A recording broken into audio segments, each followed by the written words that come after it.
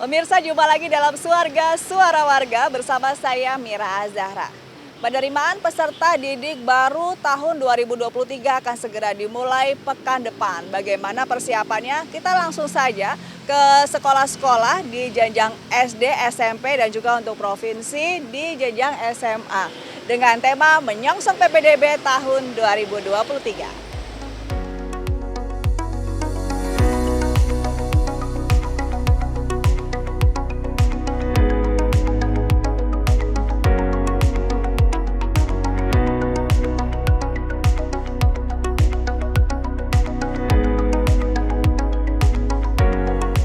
Penerimaan peserta didik baru tahun 2023 tinggal menghitung hari. Para orang tua dan siswa yang hendak mendaftar sekolah harus mempersiapkan data-data yang dibutuhkan. Seperti orang tua siswa kelas 6 yang mempersiapkan anaknya untuk mengikuti PPDB tahun 2023. Selamat pagi, Pak. Selamat pagi, Mbak. Bapak, dengan Bapak siapa ini? Wawan, Pak Wawan. Pak Wawan ini sebagai orang tua siswa ya, Pak? siswa kelas 6. Orang tua siswa kelas 6. Oh, ini belakangnya cocok banget, ini ada mading orang tua. Ini sepertinya karya-karya orang tua ya ada di sini ya. Pak Wawan ini kan sudah kelas 6 ya, putra Bapak. Ini nanti mau didaftarkan di SMP. Tentunya nanti akan melalui proses pendaftaran di PPDB online 2023. Persiapannya sejauh ini seperti apa, Pak? Kalau untuk PPDB persiapan itu karena pengalaman dari kakaknya dulu sudah pernah PPDB, itu paling kita yang dipersiapkan itu hanya yang utama kakak akte dari anak, serta nanti nunggu hasil nilai dari SD, ijazahnya yang untuk pendaftaran di SMP. Nah, terus nanti kita mencari sekolah-sekolah yang masuk dalam zonasi kita.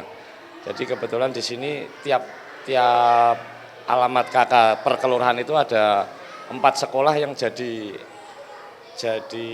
cakupan dari tiap zonasi itu. Nah, kebetulan kalau di area Pintiran Kidul itu mungkin yang terdekat SMP 7 sama SMP 3. Jadi itu rencananya SMP 7 dan SMP 3. Tapi ini pertama kali Bapak mengikuti PPDB online atau sebelumnya sudah pernah, Pak? Sebelumnya sudah pernah, ya.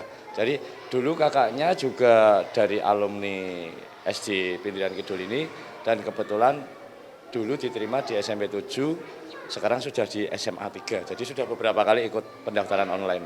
Ya, jadi pengalaman Bapak ada kesulitan nggak, Pak? Kalau kesulitan di online-nya mungkin tidak terlalu banyak, paling hanya sulitnya di jaringan ya. Kadang jaringannya kalau pas tidak bagus gitu, untuk ngeprint atau mencetak berkasnya itu yang agak kesulitan, akhirnya kita lari ke area yang dekat dengan jaringan yang terdekat. Mungkin di dekat area Udinus ini banyak jaringan yang terdekat gitu lah. Jadi kesulitannya itu di jaringan internetnya ya, Pak? Nah, kemudian untuk informasinya, Pak, apakah Bapak sudah memperoleh informasi secara jelas tentang PPDB ini? Kalau informasi sebetulnya dari pemerintah itu sudah lengkap, Pak. Jadi tinggal kita orang tua itu mau membuka informasi yang ada di link itu atau tidak. Atau kalau memang sudah informasi biasanya dari pihak sekolah, entah itu SD-nya, SMP-nya atau SMA, itu biasanya memberi informasi lengkap. Jadi di sini orang tua juga harus bergerak secara aktif gitu ya, Pak? Aktif, ya. Harus sampai begadang juga, karena kan kadang pendaftaran itu mulai dari jam 00, apalagi kalau untuk yang levelnya SMA itu nilai yang dimasukkan itu harus runut, jadi tidak boleh keliru. Tapi kalau untuk SMP mungkin lebih mudah ya, karena nilainya tidak banyak. Tetapi memang untuk di SMP antara nilai yang diperoleh di SD dan zonasinya itu di mix ya. Jadi ada komposisi tertentu yang membuat siswa itu bisa diterima di SMP terdekat. Jadi tidak pasti yang anak dengan alamat terdekat itu pasti masuk di SMP terdekat, itu belum tentu kalau di SMP. Jadi ada komposisi tertentu yang harus dipenuhi dulu. Jadi walaupun secara zonasi lokasinya dekat, tapi belum tentu bisa diterima karena ada komposisi nilainya. Ada komposisi nilai. Beda kalau dengan SMA, malah SMA itu malah bisa langsung dengan zona terdekat pasti masuk gitu. Pak, kalau pada saat mendaftar itu ada kesulitan nggak sih, Pak, dalam mendaftarnya? Tadi kan Bapak juga sampaikan bahwa sampai begadang. Apakah masuknya itu susah, Pak? Biasanya untuk hari-hari awal, hari pertama, kedua itu sangat susah karena ya itu lalu lintasnya, trafficnya padat. Tapi untuk setelah hari kedua, ketiga biasanya lancar. Ya, jadi ada kesulitan untuk masuk di sistem PPDB online ini. Harapannya Pak? Ya harapannya ya sistemnya mungkin kapasitasnya diperbaiki biar nanti siapapun berapapun yang masuk itu bisa tercover semua. Baik, semoga pemerintah mendengar ya. Jadi sistemnya diperbaiki, semoga tidak sulit lagi orang tua siswa untuk mendaftarkan putra-putrinya. Terima kasih Pak Wawan.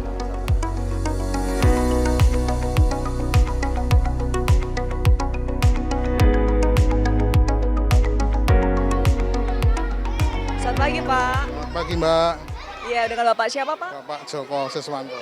Pak Joko Siswanto. Pak Joko ini lagi jemput putrinya ya Pak? Betul Mbak, Ini kebetulan putrinya Bapak ini siswi kelas 6 SD ya Pak? ya kelas 6A tepatnya. Oke, berarti akan masuk SMP. Nah, ini persiapannya untuk mengikuti PPDB online seperti apa, Pak? Persiapannya ya yang jelas itu pasti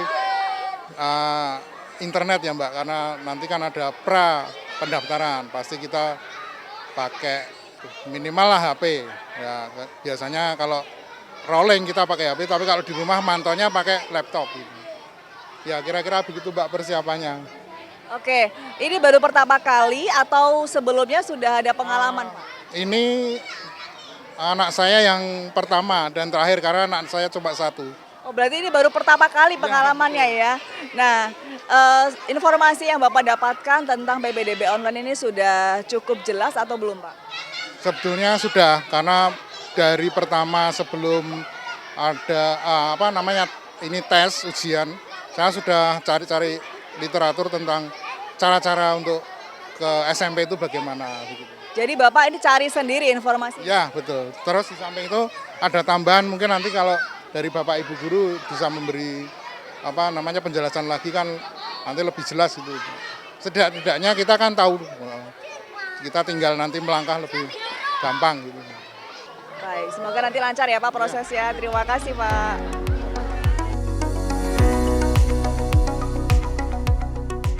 Selain orang tua, pihak sekolah juga ikut serta memberikan fasilitas terbaik untuk menjadikan sekolahnya sebagai pilihan terbaik. Mulai dari sosialisasi hingga menampung pertanyaan orang tua siswa yang masih kebingungan dengan sistem PPDB ini.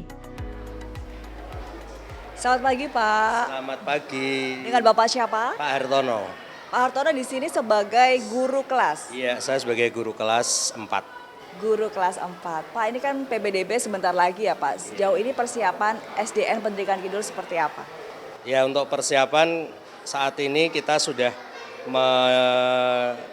memasang MMT di depan untuk pemberitahuan secara umum kepada masyarakat. Juga kita sudah sebarluaskan lewat grup-grup WA dari orang tua murid dari kelas 1 sampai kelas 6. Untuk strateginya sendiri Pak untuk meraih banyaknya siswa yang mendaftar di SDN Pendidikan Kidul ini seperti apa yang dilakukan? Ya kita menyampaikan program-program kita, visi misi kita secara lengkap ya, walaupun mungkin tidak sedetail mungkin tapi secara lengkap sehingga orang akan tertarik dengan visi misi kita dan kita juga menyampaikan prestasi-prestasi anak yang sudah dicapai di sekolah maupun prestasi dari Bapak Ibu guru yang ada di sini. Baik, terima kasih Pak Hartono.